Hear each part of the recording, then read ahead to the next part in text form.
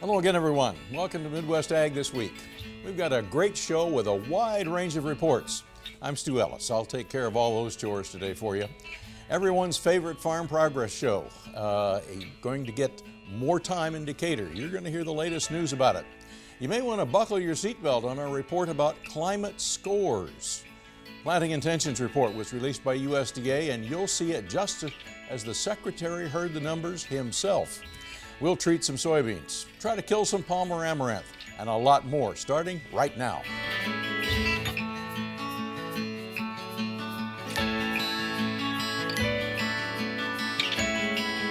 Welcome to Midwest Ag This Week with host Stu Ellis.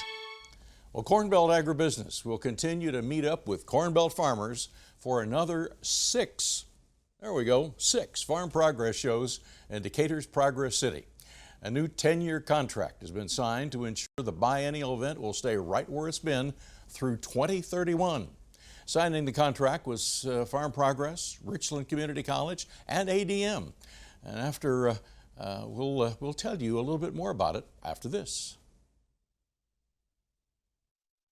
We lease it from ADM, 240 acres for the show site and the land around that, and we've had a few changes in the contract about the cost of doing business, and Farm Progress has stepped up and will be contributing a little more in the rent each year to help us cover some of the costs to just basically to have Progress City sitting there. And we're recognizing we have some infrastructure things we need to fix, and we'll be working on those. The roads are probably the biggest piece. As the exhibits became more complex and larger and the equipment became larger, it's taken a real toll on our roads out there. And so over the years, we've increased the ability to get Wi-Fi. I think the last show they had over 150 exhibitors using live Wi-Fi on their site, and hopefully we'll work with the phone companies to be able to use your cell phone when you're out there with all the people. It's always a treat. The bypass is out there, and for our community, we certainly hope that gets built. And we've worked with IDOT and with Macon County Highway Department and kind of rerouted that a little bit so it'll follow those main transmission lines to reduce the footprint and any real disturbances of the show site itself. So that's been a good partnership working with everybody on that and space. And you think about what the original concept was, and I think you were part of developing this. We talked about what the future might look like in bringing ag companies into this area by building the Farm Progress Show. Now we have AGI just up, Ag Growth is just on the north side there. We're seeing some new warehouses go in the proximity, and we're hearing could be some of the seed companies coming in those as well. I'm certainly glad to see all that development happening around the Farm Progress Show. That was part of the initial promise to the city. What's your farm's environmental score? If you sell grain traded to a publicly traded company, it may soon be asking what your climate or carbon measures you've taken. That's because those companies will have to report that information to the Securities and Exchange Commission.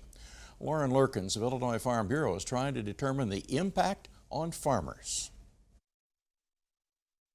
What we saw recently was a proposed rule asking for publicly traded companies to start reporting a lot of information with regard to their climate risks. A lot of that probably makes sense for investors to know, the impact on a business plan. But the part that caught our attention was actually with regard to the GHG emissions of these publicly traded companies. Greenhouse gases. Absolutely. We look at it, we see some potentially privacy issues for farmers, or just a lot of burden on not only the publicly traded companies, but also us at the very beginning of that process to provide data that may not be easily accessible. So if a company like ADM or Cargill sent to farmers a questionnaire of are you controlling your greenhouse gases, or what is your plan, that has to go upwards to the SEC, but the farmer has to really figure out what I'm doing if I'm going to sell grain. Yeah, those are great observations, and a lot of farmers don't have the technology or the way to actually even capture what they're doing on the farm, even if they are early adopters of a lot of the practices that we talk about. They don't necessarily have scientifically valid information to prove what's happening as a result of those practices. So it's generating the actual information is a burden, and then actually reporting it to a government agency or a commission in this case, that is brand new territory for us. Is this a buckle your seatbelt issue? Well, I say always our rules in this country move slowly. So it's maybe not buckle your seat, but we are probably going to be talking about this for a while. Hopefully not as long as some of the regulatory issues that you and I talk about. I don't think it's going to happen tomorrow, though, and that's something that people need to be aware of. It's going to be a process. It should be noted that since Cargill is a privately held company, it probably likely would not be impacted. Jack, we got impacted by some weather. Yes. It's rain. Every field, everywhere has ponds. March 30th, many locations across not only just Illinois, but a lot of the Midwest saw multiple inches of rain, including a few spots in the state of Illinois where there was close to 4 inches of it. So quite a bit of it. That has kept some of our bare soil temperatures down. Also the fact that our temperatures have been cool haven't really helped in that regard either. Our drought monitor, though, especially as we're talking about all that rain, will probably be seen more so with the next update when it comes out next week. But as you can tell, across all of Indiana, everything is quiet. But that dry spot in northwestern Illinois has actually shrunk a bit more with the latest update. So that is some good news there. But again, all the water that we did have is ponding on some of the fields, and we still have many chances for rain this week. Our precipitation chances will likely be pretty low for us on Sunday. We think we've got a dry day on Sunday, but then the rest of the week has a chance for at least some scattered showers here and there. And barring any heavy downpours from potential thunderstorms, a lot of us are still going to be seeing anywhere from 1 inch to 1.5 inches worth of rain. So after a drier Friday for us, we do expect more in the way of some spotty rain showers for us for Saturday, especially during the morning hours. But then as we go into Sunday, we're dry. Our next system comes in for Monday. That will bring us a chance for some rain showers too. That might be a little bit more earlier on in the day, so there might be some dry time Wednesday or Monday afternoon into Tuesday morning. But then by Tuesday late in the afternoon, there's another chance. Wednesday is probably our best chance of rain all that week. The reason being is along a bigger cold front attached to a larger low pressure system that will likely even spin down more rain showers into the area on the back side of it. So many chances for rain are going to be expected for this week. And our temperatures as a result of all the rain showers really just going to be kind of staying near normal for us. Nothing too drastically warm, too drastically cold. We've got things pretty much near normal. Our long-term forecast, though, as you'll see, our 8 to 14 day for the temperatures do come back up a little bit more, so it does warm things up. And Stu, one of the nice things here will be, as you can see with the precipitation, it looks to be about normal for the second week of April. So after a wet start to the month, maybe by the middle of the month, we start to kind of dry out a little bit. We need some normal. Yes, we need some normal really bad. We'll treat some soybeans right after this. Welcome back to Midwest Ag This Week. Seed beans need some protection from the elements, and in recent years, beans have had many layers of chemicals applied, repelling fungus, disease, insects while they sit in that cooled soil waiting to warm up. But the seed treatment process is one done by entrepreneurs such as Travis Alvin of Oakland. The brain on this thing is the KSI Edge automation, and we can load in the customers, the seed size, variety, lot number, and all of our custom blends of treatments that guys ask for. Seed treatment, inoculants. Okay. And this is the hopper where everything starts out. Yeah, this is the hopper that all the naked beans get loaded into. Okay. Then what do we have here? Then all the naked beans go up this conveyor and into the seed filtration system, which blows air through it and it sucks out all the dust, hulls, splits in the beans, and everything else. Naked beans fall through the atomizer here. That's the atomizer chamber where it's pulling in all the liquid products from the keg stands. Okay. And it blends all the liquid right here in this little chamber and pumps it through the tube up through there, and then it hits all the liquid hits a disc and gets spun around and throws it out onto the beans. So then the beans are mostly covered when they fall down into the drum. Okay, and so the drum, which is going around horizontally, all right, is mixing everything together. But you mentioned liquid. I assume that is everything that's coated on there, is it go through a liquid process? Most of everything goes through a liquid process.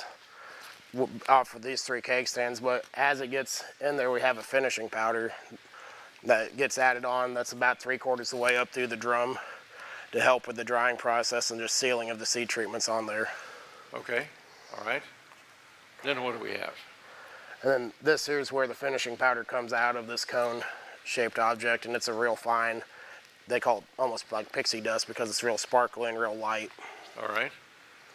And then the treated beans will fall out of the drum there, and then they'll go up the outlet conveyor and into the hopper where they can be weighed out on another scale and repackaged into the hard boxes or bulk bags. USDA surveyed 73,000 farmers around the 1st of March to find out what their planting intentions were for the year. Those numbers were released at midday on Thursday with some significant surprises. Corn acreage was at the bottom of trade expectations. Soybean acreage was above. Listen in as USDA's Joe Parsons gives the report to Secretary Vilsack. Start things off with corn. Based on the farmer reported intentions, we are estimating 89.5 million acres to be planted to corn this season. That is down 4.1% or 3.87 million acres from what was planted to corn last year. You can see we're expecting decreases in the top 4 states, Iowa, Illinois, Nebraska, and Minnesota. In fact, if we look at this over time, again, you can see the sharp decline from what we saw planted last year. In fact, this is the largest decline since back in 2014 when we dropped 4.77 million acres. So what we see here is each one of those blue dots indicates a individual industry member's published expectation of what the corn acreage would be this season. The red block is that mass estimate that I just referenced, 89.5 million acres. And so as you can clearly see on this graphic, most folks were expecting a bit more corn acreage this year than what farmers reported to us as intended to do this year. Next, let's shift gears and look at soybeans. Based on, again, the survey work that we did, we're expecting 91 million acres of soybeans to be planted this year. That's up 4.3% or 3.76 million acres from what was planted last year. And so you can just see where the acres mostly went that we took out of corn. We just shifted them over to soybeans here. A lot of switching happening there, of course, based on some of the high nitrogen prices, pushing to more farmers toward soybeans than corn. I would point out that this would represent the 3rd time in history that we have planted more soybeans than corn in the U.S. should these intentions be realized. And taking a quick look at the published industry expectations for soybean planted area and how they compare with today's published estimate. Here you can see just the opposite situation, as most folks were expecting fewer acres of soybeans this year. Not sure whether the market has been off that much before. It really got it just opposite. This is Chip Nellinger of Blue Reef Marketing. And Chip, you've been watching the market since that report came out. Yeah, very big shock to the market, as you mentioned, Stu. We've seen some big moves. You know, the new crop corn, new crop bean ratio really had a huge move off of that because of the shock of those acreage numbers. You saw new contract highs just shy of $7 in December corn. And while you saw the bean market sell off, we're now almost $1 off of the highs from a couple weeks ago in new crop beans. So a lot of fluctuations and very volatile trade continues in our marketplace. And that acreage report really drove some of that here the last 2 days of this week. Now, what's going to happen between now and when planters get in the field, and what's that June 30th report going to look like? Is it going to be the same way? Yeah, that likely we're going, the market's doing its job, and we're going to probably pick up some additional corn acres. But, you know, at this stage, a million and a half acres, one way or the other, probably not a huge game changer. The market will look at these numbers and trade these numbers until that next acreage number in June. But between now and then, we've got a lot of weather. Obviously, news from the Russia-Ukraine war is going to drive things.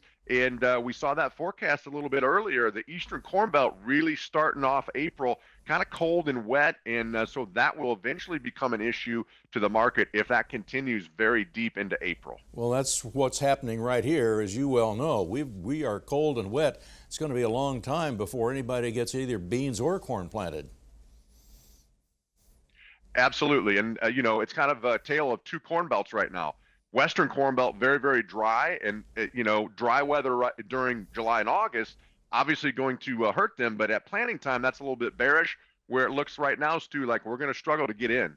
All right, Chip, we appreciate your help today. Thank you, sir. Thank you.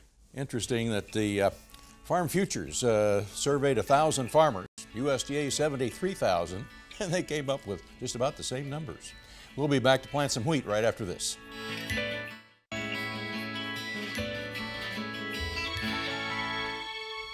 With the conflict in Ukraine, there are concerns about whether wheat in that country will be available for export, as well as Russian wheat, since its exports have been halted. That represents nearly a third of world wheat and has raised the price of wheat for Illinois farmers, many of whom are members of the Illinois Wheat Association. As we talk about the building blocks of Illinois agriculture, one of those that maybe a lot of people in central Illinois are not familiar with, but that's the Illinois Wheat Association. And Mike Doherty is executive director of that association. And tell me what the Wheat Association really is. What's it all about? So it's really an educational association for wheat producers, all of whom are double cropping winter wheat in Illinois, or almost entirely. And so they're sharing information about how to maximize their yields, how to get the most profitable crop, and to meet the quality standards of our local wheat mills. Okay, so how does the association facilitate that? So we have conferences, 2 large conferences each year, one in the winter in Mount Vernon and then one in Oakville in August. Plus we hold events such as we'll be holding in May 23rd, at the test plots, wheat test plots at the Belleville Research Center at SIU's Belleville Research Center. So, and that will bring producers together to hear about the latest advancements in wheat, hybrid wheat breeding. Okay, so education, you promote research. Do you fund any research? Not directly, but we are supportive as an association with the wheat breeder who's on the staff at University of Illinois, Jessica Ratowski, and some other people that are involved in wheat breeding. All right. And so why is all of this important? Well, because otherwise, it's my sense that wheat would maybe get overlooked if it wasn't for the association. It's only about 2% of the total revenues from agriculture in the state of Illinois come from wheat.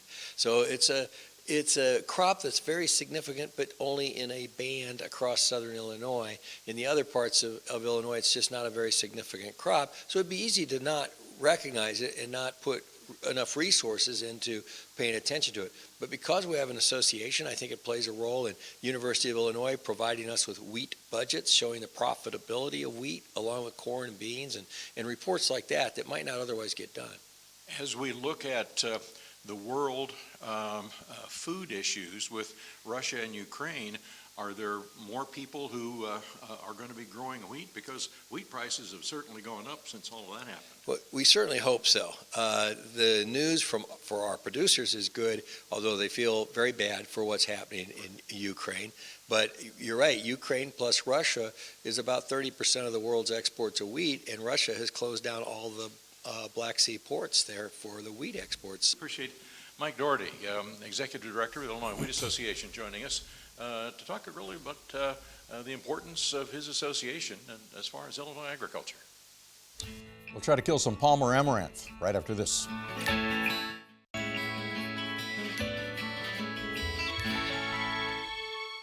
Herbicide companies recommend that weeds like water hemp and Palmer amaranth be sprayed before they're 4 inches tall. But Palmer can grow that fast in a couple of days. ACE's researchers, Dean Reichers and Crystal Concepcion, are trying to overcome the advantage that Palmer has and find herbicide chemistry that will let farmers win that battle. These Palmer plants obviously grow very fast and get tall very quickly. We'd like to better understand why these taller plants are not controlled by pretty much any herbicide is ineffective on a taller Palmer amaranth plant. Yes, because I'm sure farmers have seen this. This plant can go from 2 inches to this height very quickly in a matter of days, and this is definitely too far along to control with a post-emergence herbicide. And how old is that plant? Actually, Crystal, this is probably where you can It's about 2.5 weeks old. It's 2.5 weeks old. In comparison, these are water hemp plants. same timing, but they're obviously a little bit shorter than the Palmer amaranth. So that rapid growth rate really makes it a challenge to control Palmer with a post-emergence herbicide. First of all, we have new populations of Palmer amaranth that's coming from different parts of the U.S. And these populations, they're new, so we don't know much about them, their genetics, and why are they expressing these phenotypes after we spray with the herbicides that's already out there in the market. So we're trying to put out new information into understanding these populations so that we may be able to control them in the future. So, yeah. Well, our research is funded by Syngenta, and it's a benefit for us because they have access to populations from all over the United States. So we have the methods and the expertise that Crystal's worked very hard on. Previously we worked on water hemp, but now we're trying to translate those techniques to Palmer. But I think having the funding and the access to these different populations of Palmer from Syngenta really helps to broaden our research. So we believe it's a broad study, but it's also we're going as deep as we can to try to understand the mechanisms in Palmer amaranth. We appreciate what Dean and Crystal are doing because you're going to have Palmer amaranth more than you want in the very coming near future. That concludes this edition of Midwest Ag This Week. We hope you've benefited from something that you heard and share it with your farming neighbors. On behalf of my colleagues, I invite you to join us again next week. I'm Stu Ellis.